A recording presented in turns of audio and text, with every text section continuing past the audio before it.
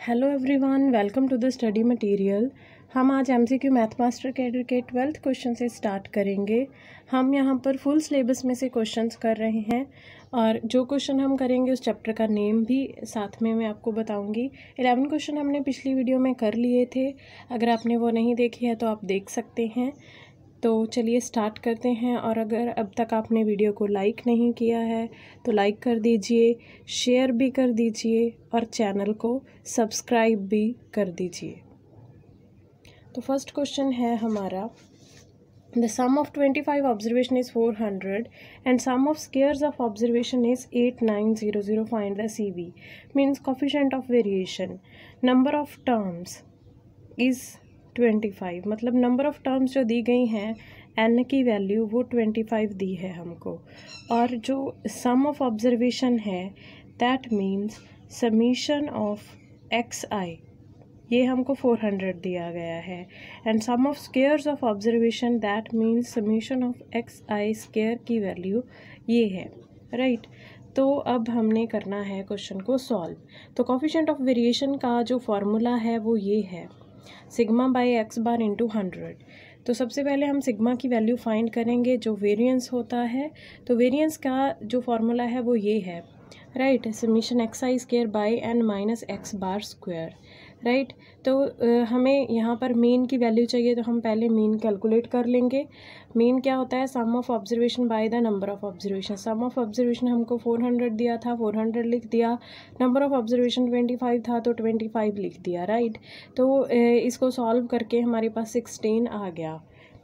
तो उसके बाद हमने सिग्मा कैलकुलेट करना था, तो सारी वैल्यूज़ जो दी हुई थी हमने इसमें पुट कर दी। सिग्मा एक्स आई स्क्वायर की वैल्यू ये थी तो यहाँ पर पुट कर दी, एन की वैल्यू 25 थी तो यहाँ पर पुट कर दी, और एक्स बार हमने कैलकुलेट कर लिया था 16, तो हमने 16 का स्क्वायर कर दिया।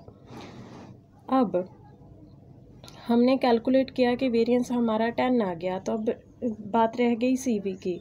तो हम CV के फार्मूला में वैल्यूज़ पुट करके इसको कैलकुलेट कर लेंगे और हमारा आंसर आ जाएगा 62.5, राइट। नेक्स्ट क्वेश्चन जो है हमारा वो है from the derivative and its application. तो क्वेश्चन है minimum value of the function f(x) x square plus x plus 1, इसकी मिनिमम वैल्यू बतानी है। तो इसके लिए हमको इस नोट को फॉलो करना पड़ेगा, अच्छे से इसको सुन लेना।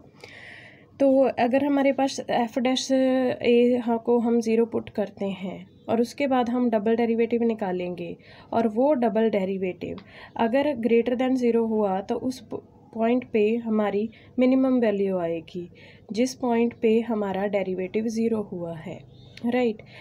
यहाँ पर x की अगर हमने वैल्यू a पुट करी थी तो डेरिवेटिव 0 हुआ था, तो डबल डेरिवेटिव हमारा मैक्सिमम 0 से बड़ा आ गया, तो हमारी वैल्यू जो इस पॉइंट पे आएगी वो मिनिमम आएगी।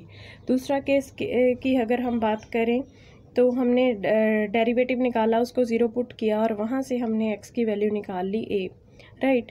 तो हम ये जो वैल्यू यहाँ पर पुट करेंगे तो f जो है वो 0 हो जाएगा, f', राइट। तो अगर हम सेकेंड डेरिवेटिव फाइंड करेंगे तो वो लेस देन 0 आ गया, दैट मीन्स उस पॉइंट पर हमारी मैक्सिमम वैल्यू आएगी। इसी क्राइटेरिया को हम इस क्वेश्चन को सॉल्व करने के लिए यूज़ करेंगे। तो यहाँ पर हमारे f(x) की वैल्यू है x स्क्वायर प्लस 1, और हमने जब सिंगल डेरिवेटिव उसका किया तो 2x प्लस 1 आ गया, और फिर हमने उसको करना है 0 के इक्वल पुट। 0 के इक्वल पुट करके हमने x की वैल्यू निकाल लेनी है, हमने निकाल ली x की वैल्यू। तो हमने डबल डेरिवेटिव फाइंड किया जो कि 2 आ गया, दैट मीन्स वो ग्रेटर देन 0 है।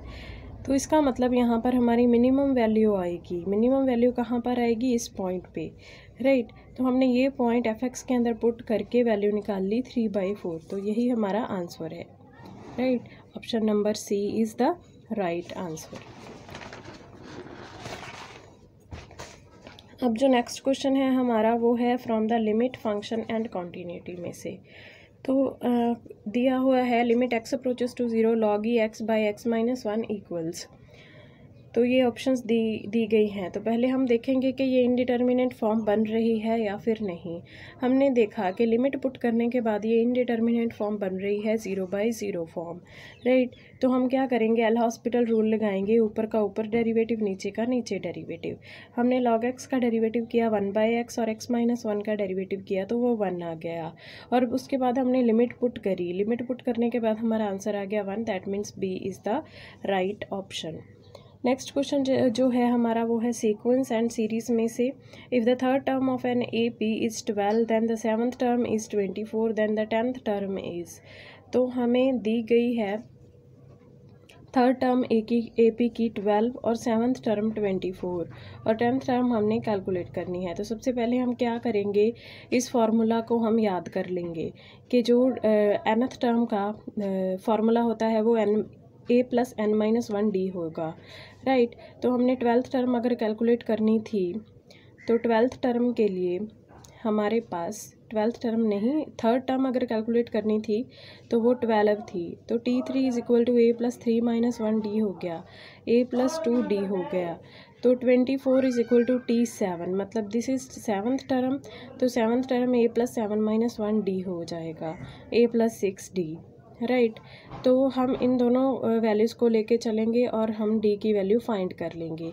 दोनों को अगर माइनस करेंगे तो d की वैल्यू आ जाएगी।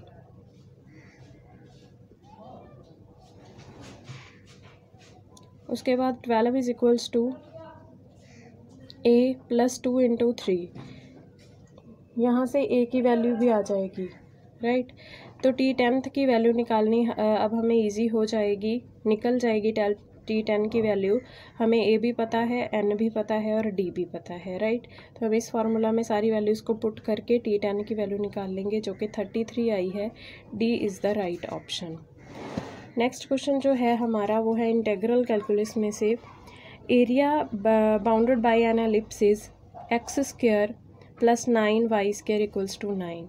ये एलिप्स की इक्वेशन दी गई है and straight line is x + 3y = 3 is, ये ऑप्शंस दी हैं। तो पहले हम इंटीग्रेशन वाले फार्मूला से इंटीग्रेशन वाले मेथड से ये कैलकुलेट करेंगे, फिर मैं आपको एक इजी मेथड बताऊंगी, राइट। तो area bounded by an ellipse, तो एलिप्स हमें ये दिया है और स्ट्रेट लाइन ये दी है। तो हमने एलिप्स को ड्रॉ कर लिया, स्ट्रेट लाइन को भी ड्रॉ कर लिया, फिर हमने इन दोनों के कॉमन पॉइंट्स निकाल लिए, राइट।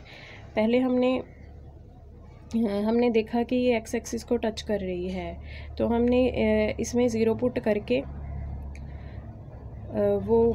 इसमें ज़ीरो पुट करके हमने स्ट्रेट लाइन का वाई वाला पॉइंट निकाल लिया और उसके बाद हमने वाई को ज़ीरो पुट करके यहाँ पर एक्स एक्सिस वाला पॉइंट निकाल लिया, राइट।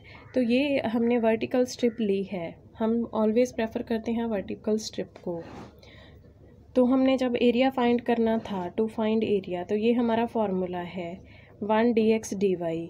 तो जो एक लिमिट है हमारी वो 0 to 3 जा रही है, तो दूसरी वाली लिमिट हमने एलिप्स की इन टर्म्स में ली है 3 - x/3 up to √9x² / 9 1 dy/dx। इस तरह से हम इंटीग्रेशन करते जाएंगे, बहुत लॉन्ग मेथड हो जाएगा। तो मैं आपको एक सिंपल मेथड बताती हूँ जो कि विदाउट यूजिंग इंटीग्रेशन है। तो हमें पता है कि एरिया ऑफ एलिप्स क्या होता है, πAB, राइट। तो a की वैल्यू हमें दी है 3 एंड b की वैल्यू हमको पता है कि 1 है यहाँ से, राइट। तो area of quarter of ellipse, तो क्वार्टर ऑफ एलिप्स मतलब ये फोर्थ पार्ट का अगर हम एरिया फाइंड करेंगे तो वो 1/4 हो जाएगा, तो 3π/4 आ गया। उसके बाद हमने क्या किया कि हमने एरिया ऑफ ट्राइंगल का फार्मूला लगाया 1/2 b × h, राइट। तो एरिया ऑफ ट्राइंगल का जब फार्मूला लगाया तो वो ये आ गया। तो रिक्वायर्ड एरिया हमारा क्या आएगा, 3π/4 - 3/2, तो ये आंसर आ जाएगा। अब देखो कि हमने ये क्वार्टर का पूरा एरिया फाइंड कर लिया, राइट। फिर हमने ट्राइंगल का एरिया फाइंड किया और फिर हमने पूरे एरिया में से ये ट्राइंगल का एरिया माइनस कर दिया, तो ये वाला एरिया हमारे पास आ गया जो हमें को फाइंड करना था। अब जो नेक्स्ट क्वेश्चन है हमारा वो है फ्रॉम द डिफरेंशियल इक्वेशन। हमने फाइंड करना है integrating factor to make the differential equation x dy - y dx exact. तो ये हमारे पास ऑप्शंस हैं। तो हमने इंटीग्रेटिंग फैक्टर फाइंड करने के लिए हमको हमने ये इक्वेशन ले ली, right, M N D Y M D X, इस तरह की कुछ इक्वेशन रहती है हमारे पास। अगर हमने इंटीग्रेटिंग फैक्टर फाइंड करना है, अगर इस टाइप की इक्वेशन दी है तो हम ये फार्मूला लगाते हैं M D x plus N D y equals to 0। तो हमने इंटीग्रेटिंग फैक्टर फाइंड करने के लिए पहले हमको एफ एक्स फाइंड करना पड़ता है, curl M by curl Y minus curl N by curl X by N. और उसके बाद ये इंटीग्रेटिंग फैक्टर का फार्मूला है e raise to power integration f x is equals to integrating factor. तो हमने पहले यहाँ पर एफ को कैलकुलेट किया, और जब हमने curl M by curl y निकाला तो वो -1 आ गया, और minus curl N by curl x निकाला तो वो भी -1 आ गया, by x equals to -2 by x, right. मैं आपको curl M by curl y निकाल के दिखाते हैं, -y बाई कर्ल वाई। तो हमने इसका निकालना है curl M by curl y, मतलब इसका डेरिवेटिव करना है तो वो -n आ जाएगा। अब हमने ये कैलकुलेट करना है, तो n क्या है, x का डेरिवेटिव करेंगे तो वो 1 आ जाएगा, राइट। तो -1 यहाँ पर आ गया और 1 यहाँ पर आ गया, बीच में माइनस था, राइट। -2 बाई एक्स आ गया। Integrating factor is equal to e raise to power integration -2 by x. तो हमने इसकी इंटीग्रेशन जब करी तो -2 log x आ गई, तो ये -2 ऊपर चला जाएगा, log x -2, राइट। तो log के साथ log कट गया, x raise to power -2 1 by x square हमारा आंसर है।